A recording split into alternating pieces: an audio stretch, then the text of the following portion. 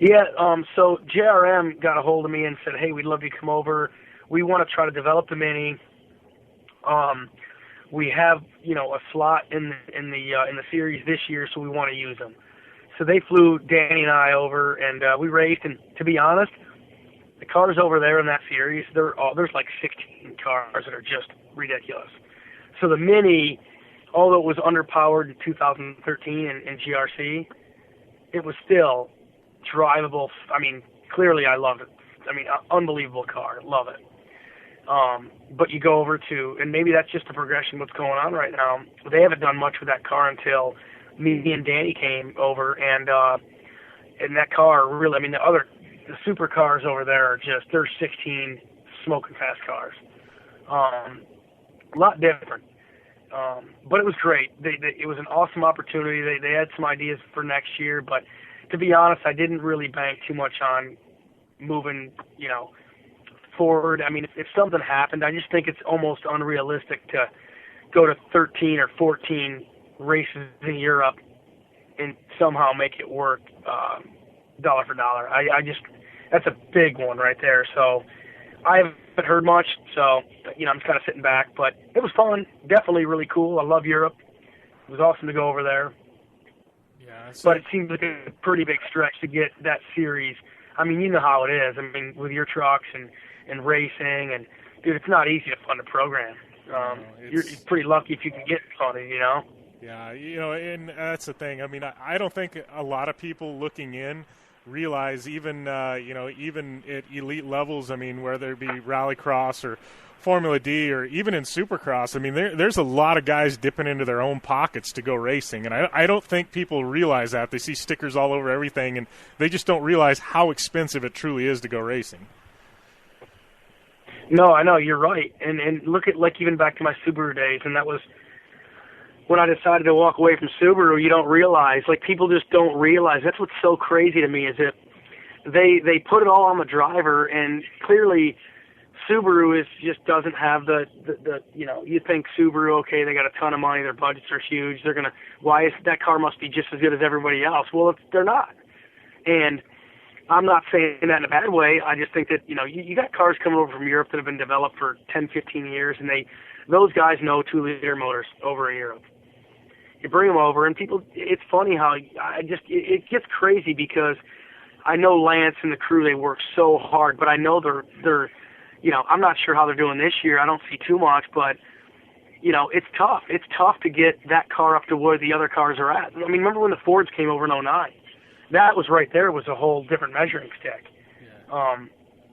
It's tricky. I mean, it really is. And that Subaru, which is, one of the, the big companies. I mean, that's, it's not easy for those guys to develop a car by the snap of a finger to come in and compete at the and start taking over. I mean, there's a lot that goes into racing. I think that's misunderstood.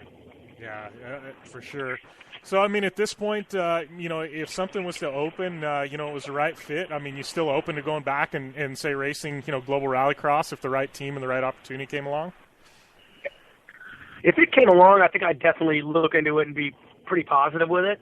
I mean, why not? I mean, racing's so much fun.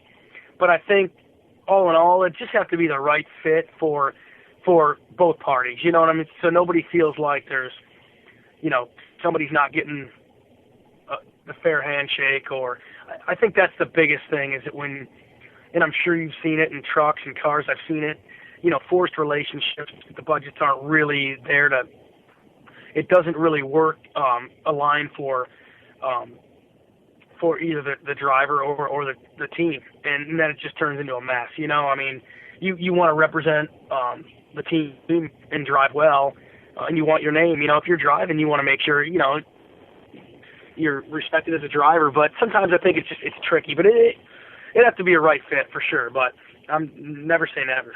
Yeah, for sure. Well, I want to go back and and talk. I know we were talking about kind of Ironman and some of the triathlons you're doing, but I want to skip back about a year. Race Across America. I know you actually came through my hometown when you guys did that, but talk about that experience, man, because I wasn't super familiar with this race until you did it, and I kind of followed along the whole way. But I mean, you as a as an athlete, I mean, how strenuous was that on your body? That was a crazy one because that almost was like going back into the first years of traveling, low budget. I mean, we had literally no budget for this thing, and it was, so me and Dave Zabriskie we would ride and share 4 hours together. So 20 minutes on, 20 minutes off, 20 minutes on, 20 minutes off for 4 hours. And then Dave and I would hop in the RV, and then Ben and Mickey would go out for 4 hours, and do their 20 minute on, 20 minute off. So imagine 5 days and 12 hours, and that was a schedule. It was ridiculous. And the RV was just, I mean, it was just, there was like 13 people in there. The AC kind of wasn't working great. Going through the desert, so imagine coming in. Your shower was a baby wipe. I mean, for almost 5 days. I think we got one hotel room on one of our breaks to take a real shower. Other than that, it was pretty much baby wipes. I mean, it was gnarly. But it was also, on the flip side, it was pretty cool because I never really thought we were going to make it. I was like, okay, we're in Denver or Colorado. Okay, wow. I just put it all. I mean, it was almost like you were just disconnected from the world. And all you did was just ride and just try to take a rest, take a rest. And it was wild. Like, one of those things where people are like, man, would you ever do it again? I'm like, well, that sounds kind of cool. And I'm like, I don't know if I'd ever want to do that again. That was pretty crazy. Yeah, well, I'm sure it gets to a certain point when you're doing that event, and you lose track of where you're even at in the country, right? I mean, you see it just keeps going by, and it's like you get tunnel vision almost, right? Oh, totally. I mean, it totally was like that, to the point where you'd be in Kansas in the middle of the night riding, which I loved riding in the middle of the night. There'd be very little cars, like Kansas. I don't know how this worked out, but a brand new paved road, 50-mile-an-hour crosswinds, but it made it fun. Yeah. A van following you, and I'm like, man, Dave, let's stay out here for early. Let's do another couple hours. You wanna? And but yeah, then you'd wake up the next day and you'd be like, what was crazy is that you would be in a whole, like, it's a trip to think in a car you can make that much, headway across the country, but you're on bikes riding and you're like, whoa, I cannot believe it. So it got exciting around 800 miles from Maryland. That's when, and you think 800 miles on a road bike, and you're like, but it seemed like nothing. At that point, it was like, wow, we're almost home. Yeah. Let's hit it. Definitely a cool experience, for sure, without a doubt. Yeah, I remember tracking it, and they had some pretty cool tracking stuff. And I wake up every morning, and before I went to bed, I'd check on where you guys were at, and it's like watching the dot go across the country. And like you said to me, just outside of looking in, it was pretty amazing how quick you guys were making time.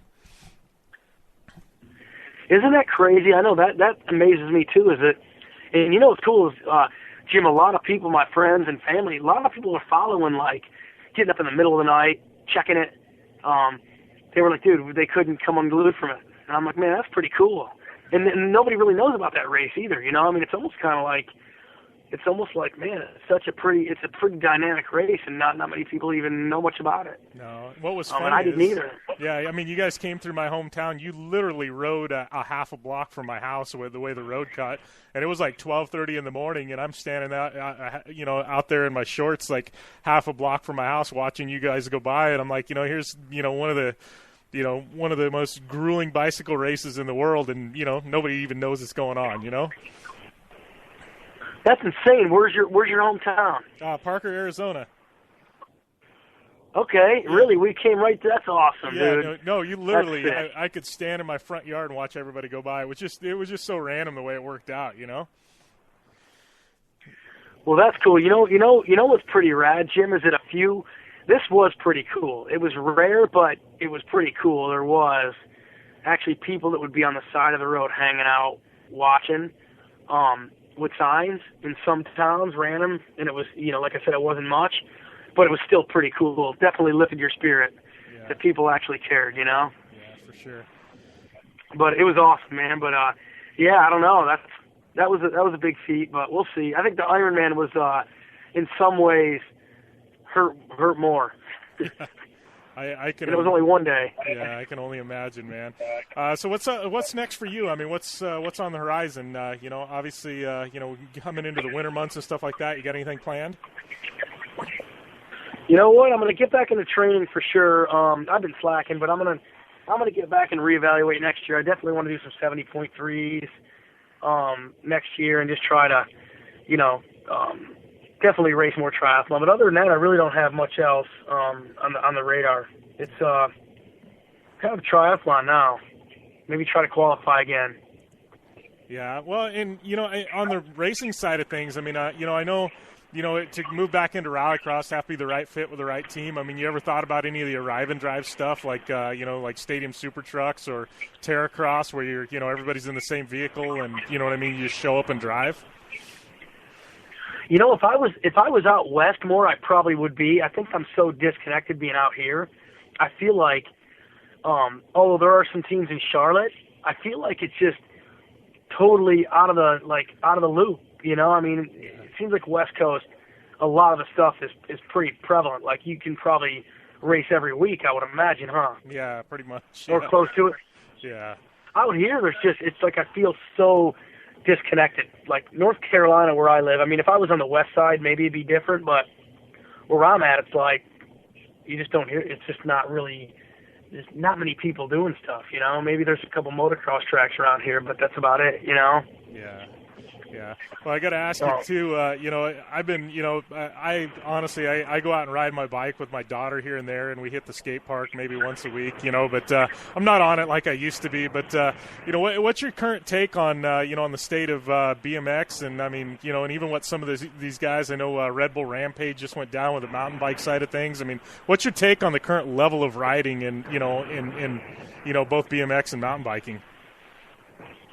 I mean, it's pretty insane. Actually, I just watched that one. Was that up in Whistler? The Joyride, yeah. What was that last one? Whistler.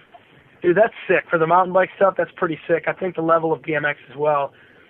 These kids, I mean, it's pretty rad. There's a few European guys that I follow and still watch. And, man, it's crazy. I love it. It's amazing.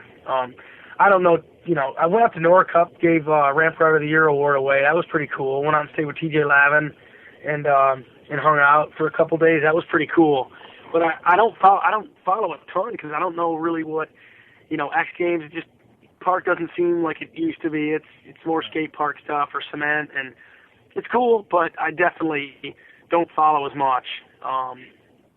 Maybe being so heavy into it for so many years, but there are a few guys that love it. Amazing. I mean, unbelievable. Yeah. Yeah. And they're consistent, too. And they don't wear a full-face helmet. And they don't get hurt. It's crazy. Yeah. It's, well, I know he's a friend of yours, but you watch a guy like Daniel Dares, and he's just a machine, man. Oh, yeah. Yeah. Yeah, Daniel's a machine. And then you see these Alex Colburn over in Europe. I mean, these guys are insane. Yeah. But back to the mountain biking, too, I think that mountain biking is pretty awesome. It's just like a huge dirt jump contest. Yeah. And some of the kids are doing stuff that's like, I mean, they definitely were BMXers, for sure. At one point, you can tell that in their riding. Yeah. I think it looks pretty sick. Downhill dirt jump comp, that's rad. Yeah, it's pretty big. Well, before I let you go, I do have to say I got a text from Street Bike Tommy yesterday, and he's like, "Dude, you got Dave on air. You gotta tell him what's up from me." He's like, "I love Dave. He's such a rad guy." So I know Tommy's listening in today, so I just had to give a shout out for Street Bike Tommy to Dave Mirra, man. He was texting me last night, and he was just amped you're going to be on the show. That's cool. Well, if Tommy's listening, man, what's up, Tommy? It's been a long time, but I'll tell you a story. One time, Tommy came down to Greenville, North Carolina. He was the town loved him, man. He was dancing all over the bars and the college bars here, and everybody loved him. It was awesome. Yeah, he probably needs to come back down again. Yeah, he's. I know I'm gonna make a trip out there at some point. I think the start of next year or something like that. Maybe we'll have to make a road trip out and catch up or something. Yeah, for sure. Are you gonna hit all And how's GRC going? You're hitting all those, right? Are you on site pretty much everyone still? No, we did that and kind of ran its course. I'm working with Rally America this year, and obviously racing. Mm-hmm. And I'm kind of a brand ambassador for Polaris. So I'm doing a bunch of stuff with the Razor brand, and I'm still making it out to GRC when I can, but I'll be out at SEMA. But not like I used to. Not that I don't want to. It's just